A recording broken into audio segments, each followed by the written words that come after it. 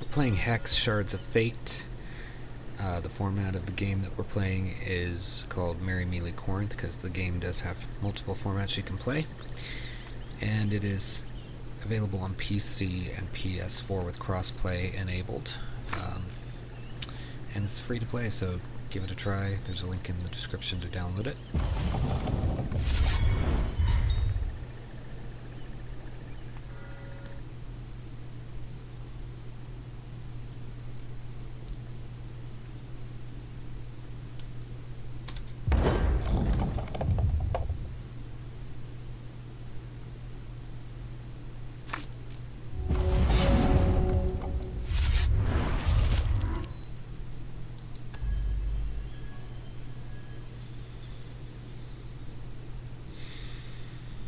These abilities on this guy are not that good, and he costs 6 to bring into play here. A 2-1 is good with flight. This is also good because it later can become a 6-4.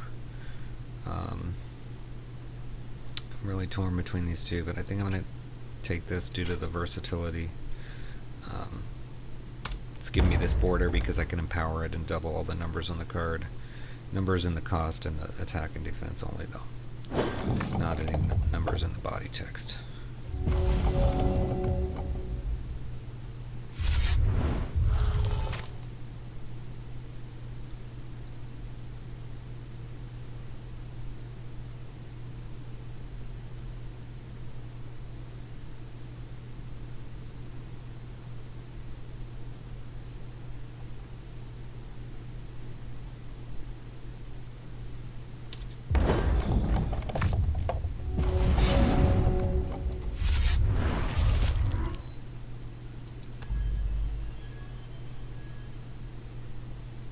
Okay, this is no good. This could be good, but I really like the ability to shift a rage onto a creature. So we're gonna go there.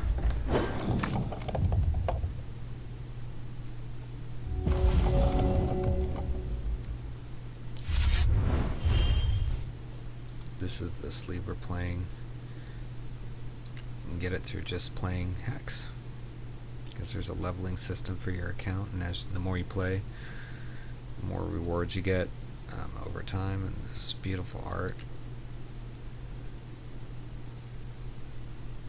There's a whole PvE side to Hex where you create like an RPG character just as on screen. You don't actually drive the character and move around with it, but and then you go across a map having various battles to level that character and you know, get PvE cards.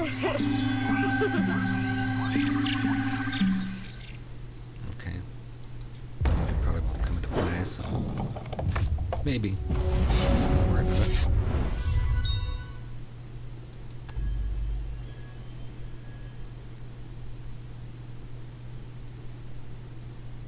I like this, but it's temporary.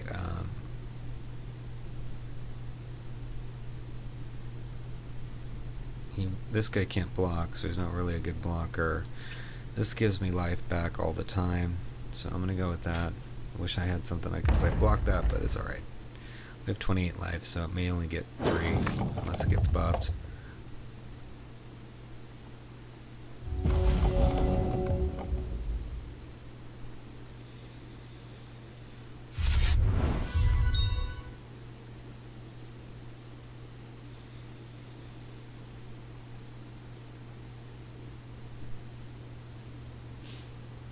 This is the default sleeve, which is also gorgeous.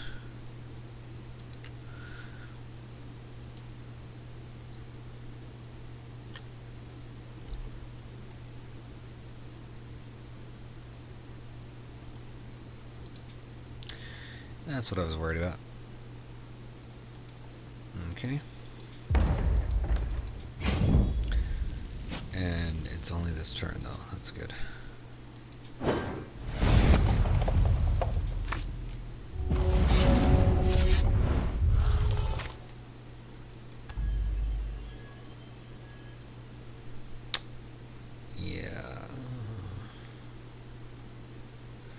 This is good to help me ramp, but this is also good to put some spiderlings into his deck. The problem is I'm already low on health, so I'm going to choose to ramp and hope that pays off. This is going to take me to 6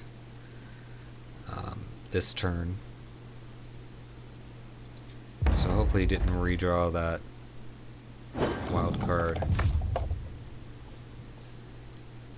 Okay, so now I can play him empowered if I want. So it's a good thing I did that, because I would have only been able to play him at his regular cost. Now, I may not play him if I get something really good with my next charge power use. But we'll see.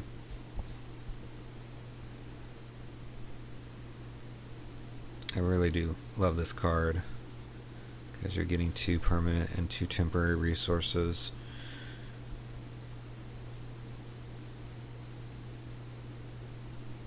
So now, even though he was the first player, we have the resources as though we were.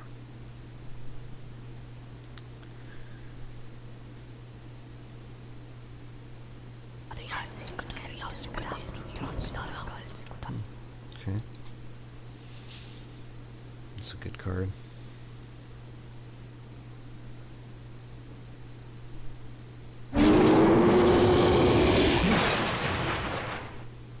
Okay.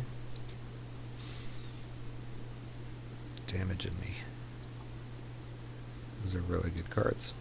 And it costs less. It would have cost 1 more, so you would have had to pay 4 for that. Which is good, since I'm ramping much higher. It's good that he's able to reduce some costs here.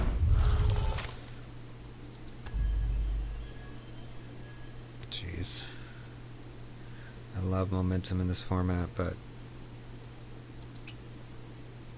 I'm going to take this so I can do both of these things. We'll start with this. See what we get. Oof, so nice.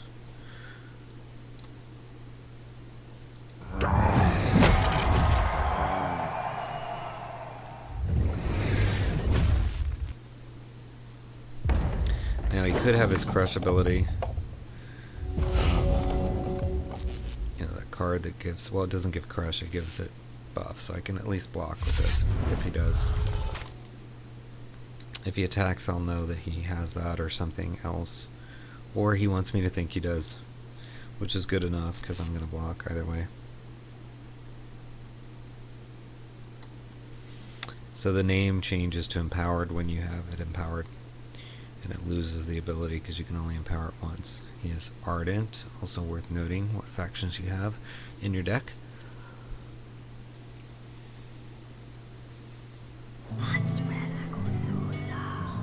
Okay.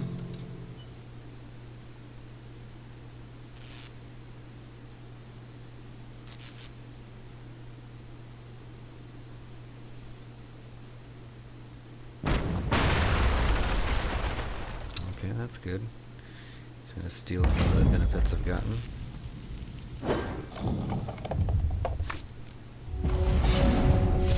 Still ahead of him right now.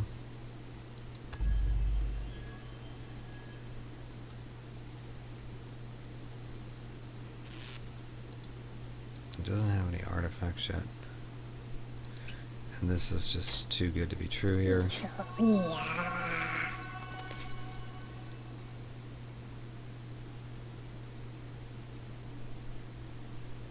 I'm not going to attack because I'm low on health and I want options for blockers here.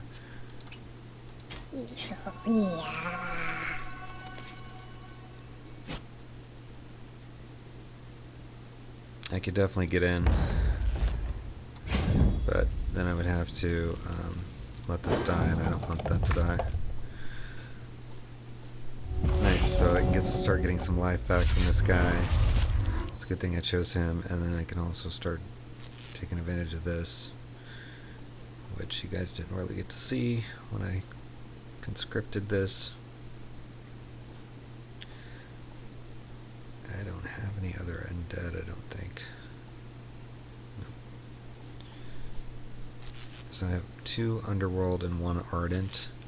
Good to keep in mind, because cards can have synergies for those factions. I have an Orc, a Shinhare, Cleric, Undead Plant, and a Venom Warlock, so real no synergies with those, but we do have, obviously, the synergy of blood here. Okay. Only this turn, though. Create those spiderlings. And we will start creating some spiderlings next turn if he doesn't play anything better. No? Alright.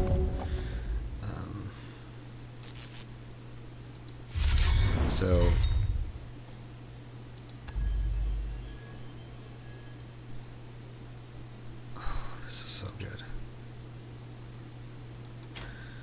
going to play it this turn because I really want these down. I'm going to play these troops before attacking because it's going to buff him.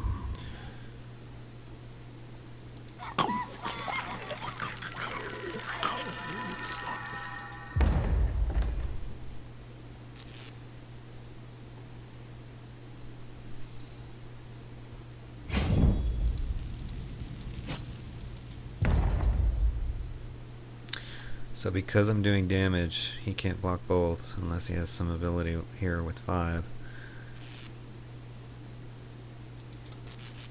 He will get a spiderling egg. So he put 2 in mine, or however many. Oh look, and I can ramp. Nice. So again, we know based on the 3 shard or 3 threshold video that I did that between these two, Wild is going to put more good cards into my pool by going into 3 in that threshold than Blood. So if you get a chance, watch that video. Should be on the cards at the end of this one.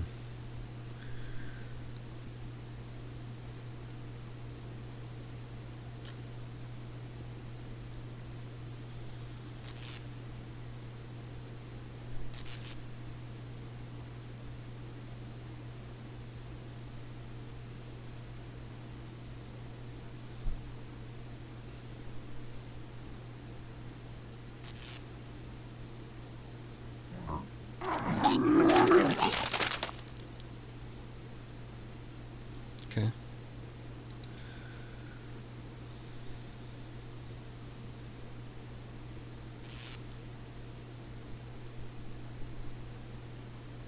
It's kind of a weird ability to give it +X+X. I mean, I would only use that as a defense because he can't attack. Alright, that's another good play there.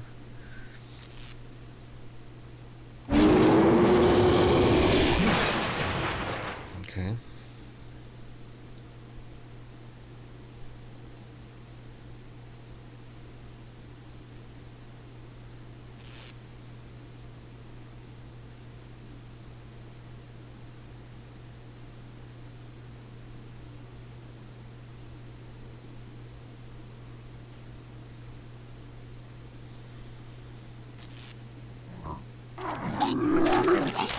Oh, you can do it to any troop, that's why. Okay.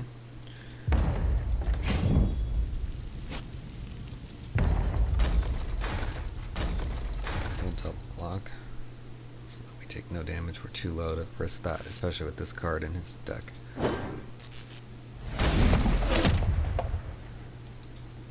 Even though we got some life out of it. Not worth taking.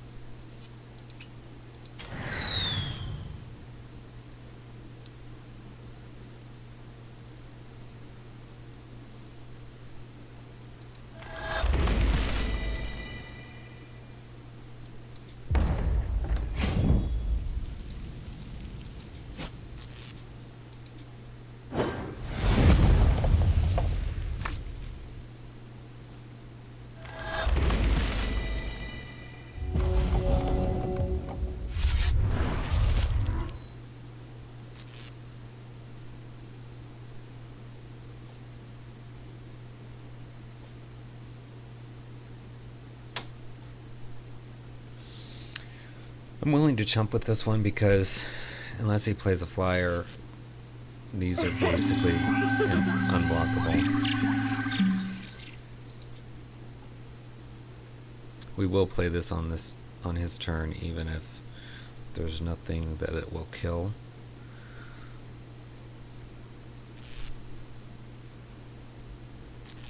He desperately needs a flyer here because he's going to be down to 2 life if he does not. More than 2 life, because if I play 2 troops... Actually, if I play this and just put the rage on it, he's dead. So, let's see if he's going to attack. Okay.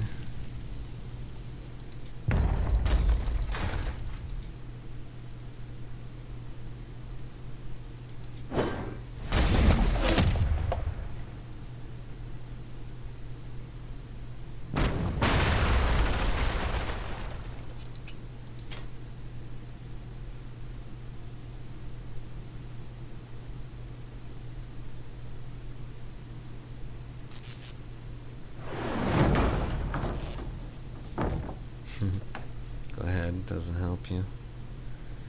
Might have needed that next turn. I had a speed troop.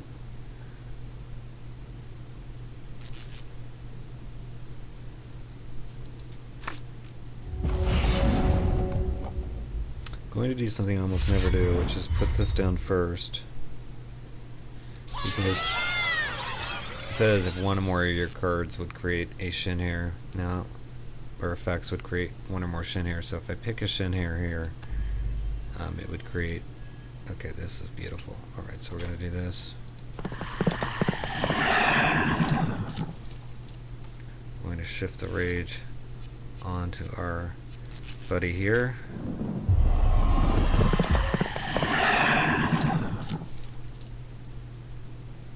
Gain 4 health and attack him.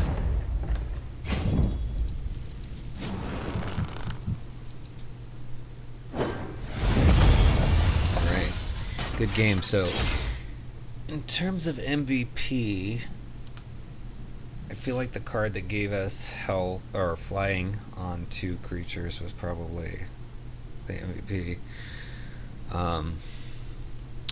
Because without making those fly, I don't know if we would have won. Early choosing that life drain also really helped us because it came in handy. Even though the troop only lasted for 1 turn, it kept us from getting damage. Even, you know, the Egg Blight Afflictor saved us by creating a chump blocker in the Spiderling. So, you know, each card really did its part there. The Rune Ear Hierophant also was really good because it kept getting buffed. I don't know, there was just a lot of good stuff there, so it's hard for me to choose which of those cards is MVP, but I'd love to know what you guys think. What card was the MVP in that match for us? And what are your thoughts about Hex, or you know, this channel, things you'd like to see? Let me know in the comments. I'll try to respond to all of them, unless they're trolling comments. So alright, well, thanks for watching and happy hexing.